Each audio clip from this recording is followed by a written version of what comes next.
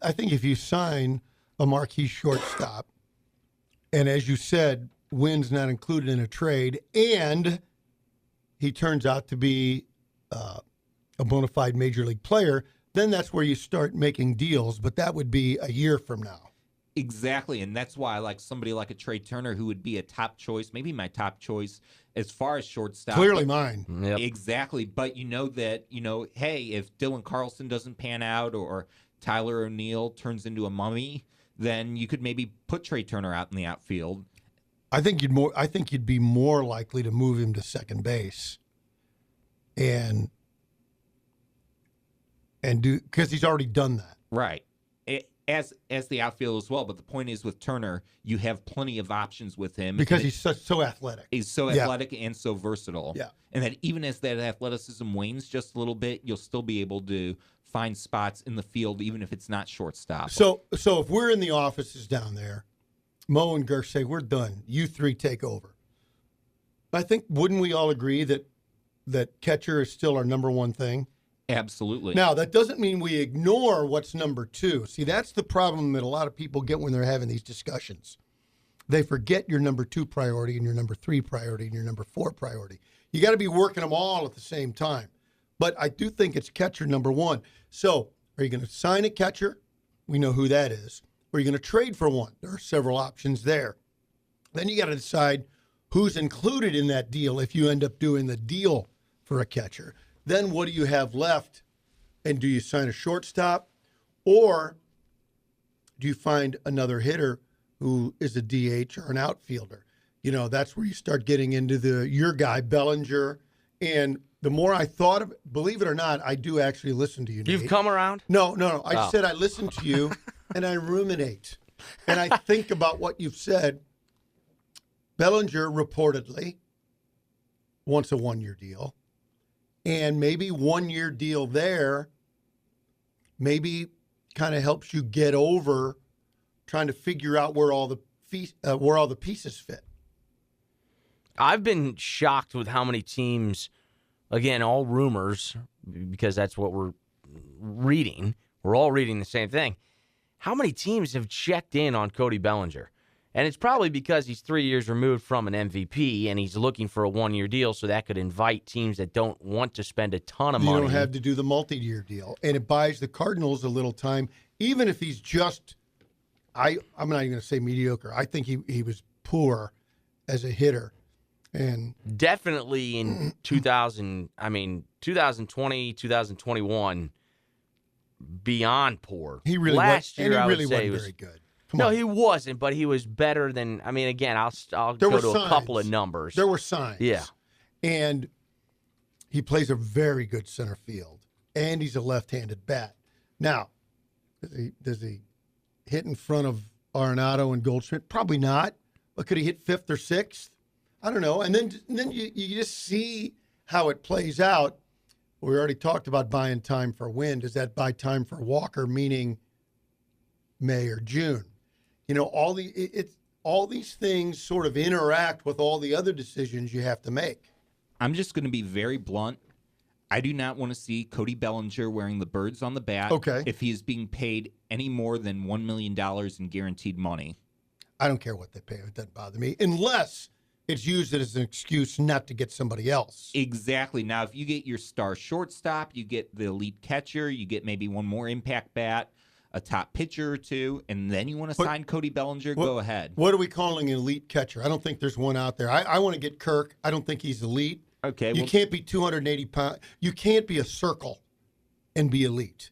You just can't. Well, but that's the guy I want. Yeah, I'll change it from elite to someone who has a legitimate chance of making an all-star team and can handle the pitching staff responsibly. And can hit, and he doesn't strike out. But anyway, and I'm with you, though. I still want Rodon, but I don't hear the Cardinals in any of those conversations in the last week or 10 days. I haven't heard much of any buzz on him. Yeah, I haven't either, other than I still think... I saw Texas. Yeah, Texas. Who else? I did see Texas. So I think the Cardinals are less likely to go after him than they are trading for a catcher. Would I be fine if they signed Contreras? Yeah, I'd be fine. But I think I'd prefer a younger guy who's got a chance, so long as he gets on a Pilates program. Slim down a little bit. I just don't think 5'8", 260 is sustainable in the big leagues. I just don't think it is. I don't either. Yeah, if you're going to be asked to catch 140 games a year. What are you going to weigh when you're 32? It's not a good trajectory. But the dude can play.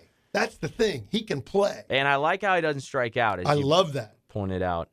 The Trey Turner movement appears, and again, I want to preface all of this with, these aren't organizations that are acknowledging that, yes, we are interested. It's all rumor-based. But you can see where it might align for a team like Philadelphia, who came up short in the World Series, and they went through a change at shortstop mid-season. And a kid who played better defensively, Stott. And then they had platooning him with Sosa. Yes. And they really milked that pretty good with that platoon. They did. I mean, they were able to get both in there, and Stott made some great plays defensively, and he had some pretty solid plate appearances, drawing walks and at least taking pitches and making the guys work for it out there. But a Trey Turner would do two things. One, reunite Turner with Bryce Harper when the two were members of the Washington Nationals, and you would think it would almost automatically project the Phillies to be your, I would almost argue, favorite, definitely in the National League East, but maybe in the National League to get back to the World Series if they're able to add him. The problem is they're going to lose Harper for half a year. So can you stay competitive and then he jumpstarts you mid-season? I think probably yes, but you got to factor that in. And will they be a candidate for one of the outfielders out there because of that? Whether would Bellinger look pretty good hitting in Philadelphia? I think so. Do they want to go get a full-time guy like Nimmo? But they could be in the hunt for something like that, because now you can put Schwarber and Castellanos at DH and left field, respectively, because Harper's out. Mm-hmm. So there's a little maneuvering there you can do. Can you make your lineup, the Philadelphia lineup, good enough, sign a shortstop, and then say when Harper comes back, we take off? Kyle says, guys, how much do you think Kirk would need to slim down? Do you think like 5 pounds a year over the next 3-4 years would be enough? I love Kirk, and I love his size and his jiggle and his hustle with that size, but I worry about it too. He's my favorite. Good That's take. Nice. Well, there's some big boys playing baseball these days. And if you're an agent, wouldn't you just think, hey, man, if you were fit, think how good you could be? That's all. Yeah, and what does that look like? I'm not quite sure on the specifics, but I just think long-term, if you're talking about a catcher of his size and stature, 265 is probably a little bit heavier than you're going to want to put on those knees for 140 games in the big leagues. I mean, notice how even Yadier Molina had to slim down. And could you get to could you take 30 pounds?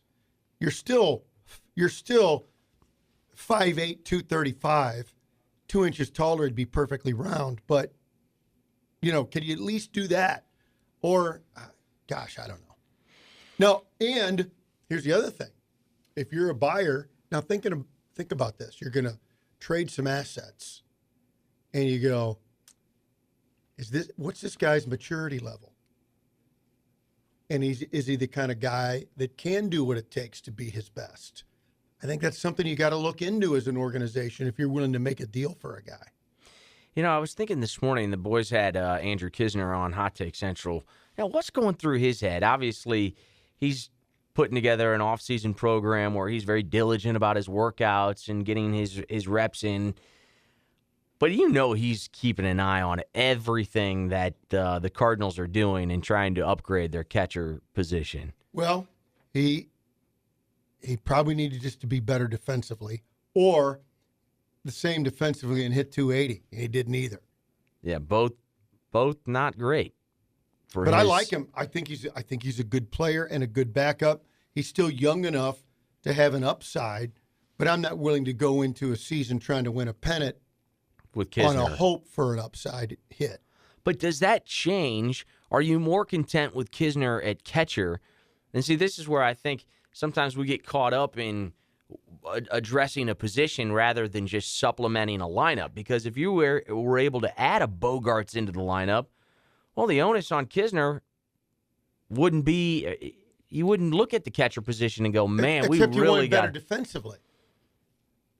But are any of the guys that we're talking about that much better defensively? Kirk is supposed to be. I think to a degree, when you factor in where Kisner's issues lied, it's often came into the simple acts of framing pitches and actually receiving pitches. I mean, you saw a couple times where batters reached on catcher's interference off him. I mean, and look, this isn't an effort thing. Kisner probably works as hard as anyone to get definitely. better. I'm a fan. He's very diligent. I'm sure he calls a good game too, although I haven't gotten deep enough to prove it. But hearing how the pitchers talk, it looks like he does everything he can do. But you have to be a realist in the situation, and you can't have a catcher behind the game in the bottom of the ninth inning with playoff hopes or a series on the line, and he might put the tying run on base.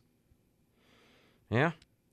You know where my heart lies. I want one of these big-name shortstops. I think they've been trying to address the shortstop for a second. Who was the kid who signed with the Red Sox last year that the Cardinals at least were rumored to be interested in? And what position? Shortstop. I think he went on to play second base for him. Former Rocky. Oh goodness. But remember, they were in on him. Trevor Story. Yeah, Trevor Story. Oh, Story. So they're looking at Story. Now they're looking at they're window shopping. But aren't you glad they didn't get Story? Well, hindsight's 20/20. But I thought at the time he had some injuries, a shoulder thing, Colorado hitter. I had some trepidation. I just think if they're willing to keep going to the well to try to find a shortstop, then clearly internally they know that they've got a significant void at one of the most crucial positions on the diamond. And if they can address that and they can upgrade it, knowing that Paul DeJong is not going to be a serviceable option to start, but you look at Donovan and Edman, can that get you there? I don't know. Quite frankly, I don't know. If those two are good enough players to be your marquee up-the-middle guys on a pennant chase. I really don't know. I'll put it this way. Let's say you get a good catcher, you get another impact bat, and you say, okay, the rest of the lineup's strong. We'll go with Tommy Edman as the starting shortstop. Paul DeJong, nice time. We'll pay someone else to maybe take a flyer on you. Good luck in Pittsburgh. So with that scenario, let's say that Tommy Edman misses a month with an injury.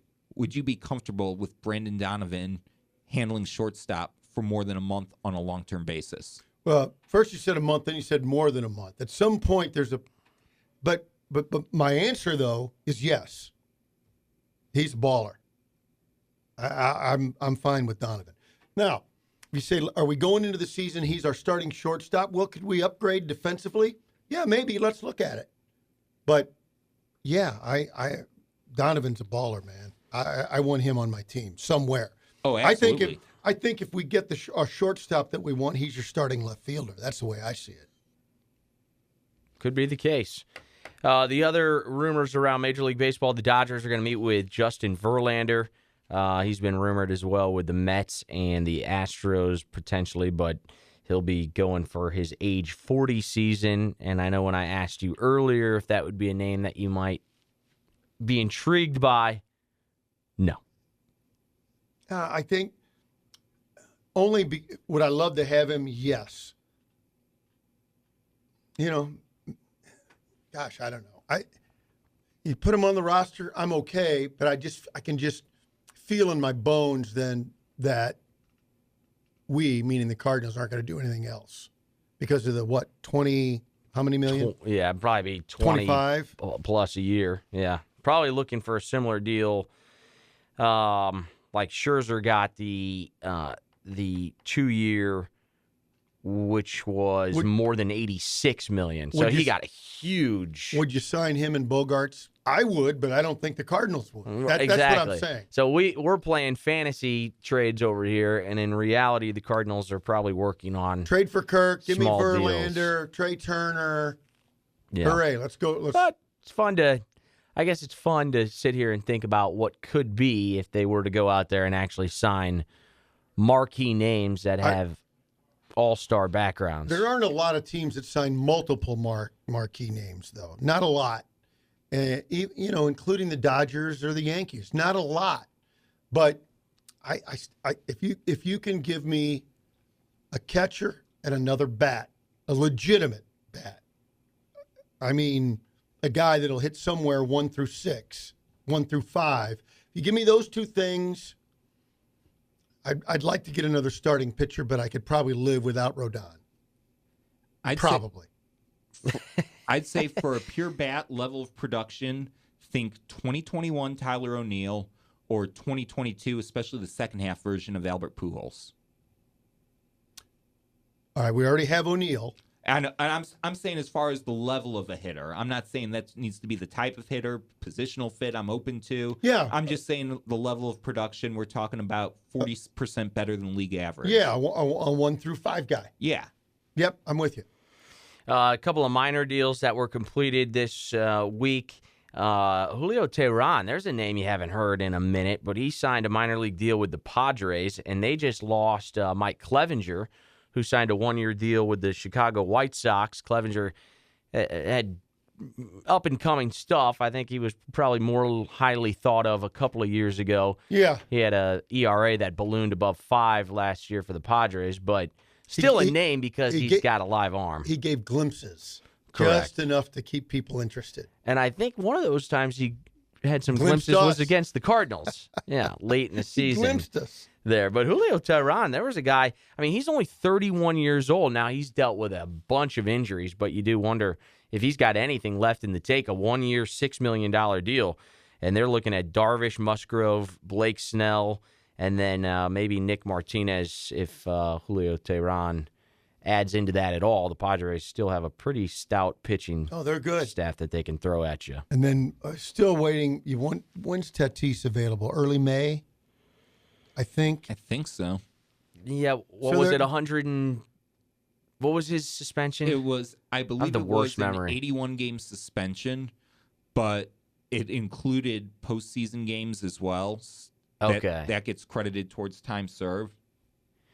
Well, so either anyway, way, when he comes back, their lineup's going to be formidable. They'll be good, and you never know too where a young arm could step up and be a 4th or 5th starter. So I think the Padres are in pretty good shape. The Pirates also showing interest potentially in Kyle Gibson, according to a report out of The Athletic. And we're homers for Kyle Gibson because he came on our program to promote his big league clay shooting event out in Pacific, Missouri, which was earlier this month. Great guy. He had a great game against the Cardinals. Sometimes we all get caught up in that Cardinal killer. Let's get him. And then, but did he kill anybody else? And Gibson's a veteran, been around. Yeah, good for him. 35 years old. He went 10-8 with an ERA just over 5. And I'm always intrigued whenever I see a pitcher like that, what he gets.